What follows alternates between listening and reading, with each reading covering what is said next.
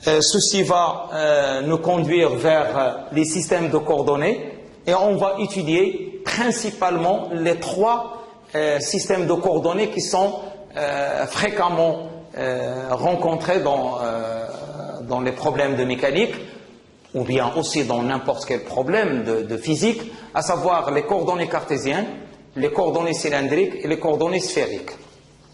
Bon. On va commencer avec les coordonnées cartésiennes, ce sont les plus utilisées.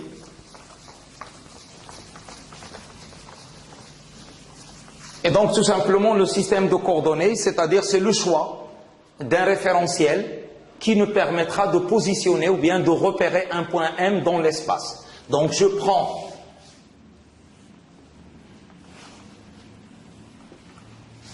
un système de coordonnées X, Y, Z, auquel est attachée la base I, J et K. Et si je prends un point M quelconque de l'espace, un point M, ici il est de coordonnées X, Y, Z, eh bien, pour repérer ce point M, donc je vais prendre la projection de ce point dans le plan horizontal, donc soit H projection de M dans le plan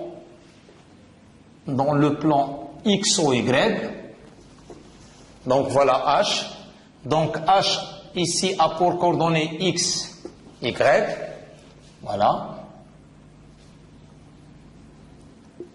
et donc pour balayer l'axe au Z, donc je fais la projection de M sur l'axe au Z, il me donne un point petit m, par exemple, ou bien un point H', donc soit H', projection de M sur l'axe vertical au Z, sur l'axe vertical au Z, et donc la position du point M, c'est-à-dire le vecteur OM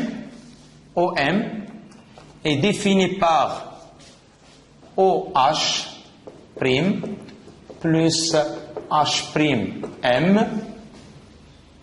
voilà.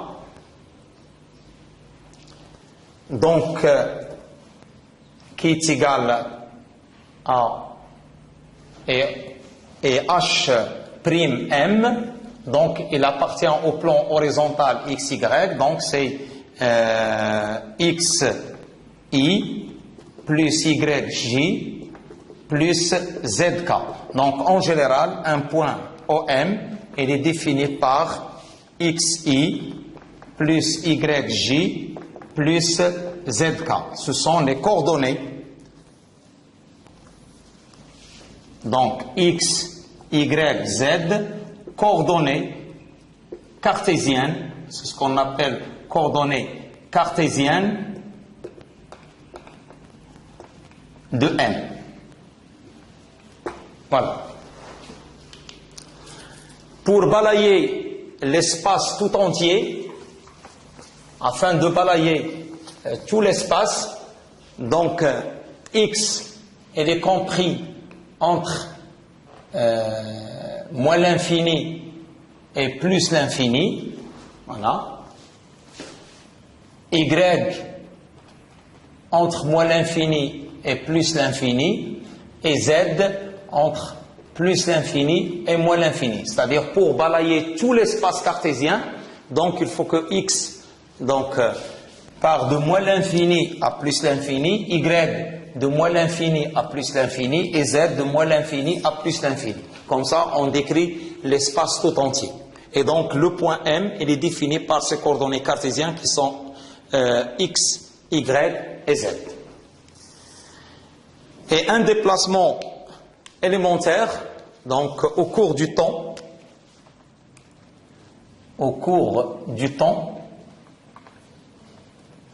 le déplacement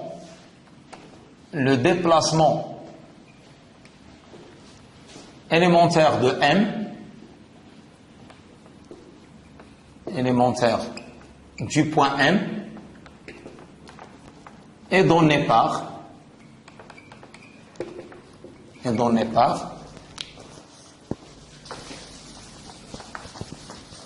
D de OM. D de OM est égal à D de XI plus DYJ plus DZK. Bien sûr, avec IJK, toujours IJK, c'est une base fixe qui représente ou bien qui oriente les coordonnées cartésiennes. Bon, maintenant, on passe à un système qui est aussi utilisé, souvent rencontré en mécanique, c'est le système de coordonnées cylindriques. Quelle est la particularité de ce système par rapport au système cartésien? C'est que en coordonnées cylindriques, on rencontre une symétrie, par exemple, par rapport à un axe donné. Donc, c'est la particularité de la symétrie cylindrique. Donc, c'est qu'il y a une symétrie par rapport à l'axe de révolution du cylindre, c'est-à-dire par rapport à l'axe OZ. Et donc, on va, au lieu de définir le point M, comme on l'avait vu en coordonnées cartésiennes par trois distances qui sont X, Y, Z, ici, on va le définir à partir de deux distances qui sont, qu'on va définir, c'est ρ et Z, et un autre angle qui permet de balayer le plan horizontal. Donc, c'est l'angle phi. Donc, on aura aussi trois variables. Donc, comme on avait vu pour les coordonnées cartésiennes, le point M, il est repéré par trois variables qui sont X, Y, Z. Ici, on va définir de nouvelles variables qui sont ρ, phi et Z. Donc, je vais faire un schéma démonstratif pour les coordonnées cylindriques. Donc, je considère toujours la base ou bien le système de coordonnées X, Y, Z, O. Je vais placer la base I, J et K, c'est la base cartésienne. Donc, I, J, K, base cartésienne.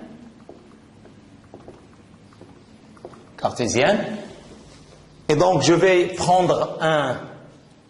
tracer un cylindre, tout simplement, un cylindre. Bon.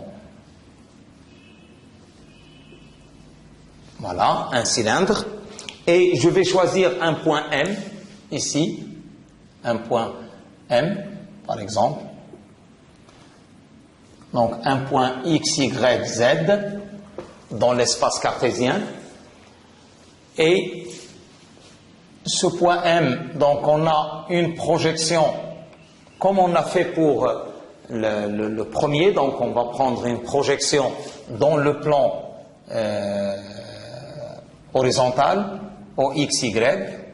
Donc, on va définir pour repérer H, donc H, projection sur le plan, ou bien dans le plan X ou Y, tel que OH, on va le décrire, ou bien on va le représenter par ρ, ρ. Donc on va définir un nouveau vecteur ρ. Donc la distance ici c'est ρ. Et ce vecteur, c'est un vecteur, contrairement aux vecteurs I, J, K qui sont fixes, ce vecteur ρ, il est en rotation dans le plan horizontal autour de l'axe OZ et suivant un angle phi. Donc, ρ, c'est un vecteur mobile, attention, mobile. Donc c'est un vecteur qui se déplace, contrairement aux vecteurs I, J, K qui sont fixes. Et le point H décrit le cercle horizontal.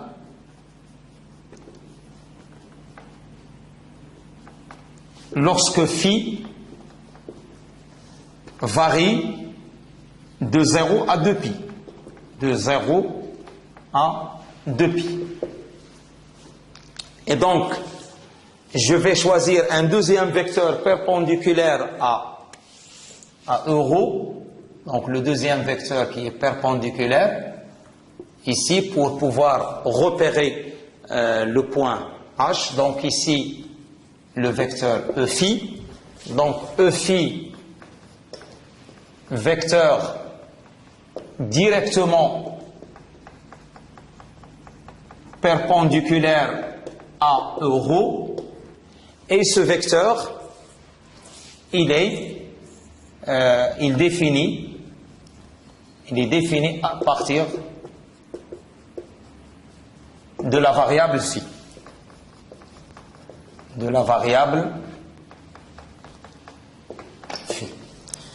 bien sûr. Et il me reste la projection de M sur le plan horizontal, sur l'axe vertical, donc H', donc tel que OH',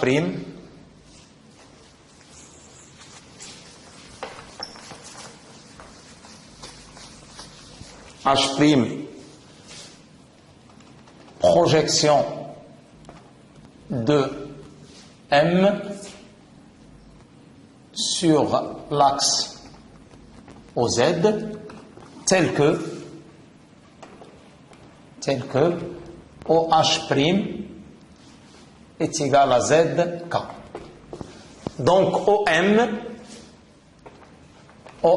est égal à OH plus HM, ou HM c'est OH'. Donc HM c'est égal à OH'. Donc, qu'est-ce que j'aurai?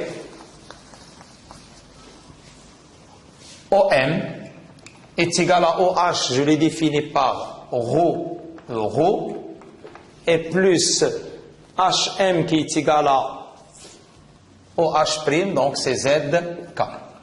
Voilà.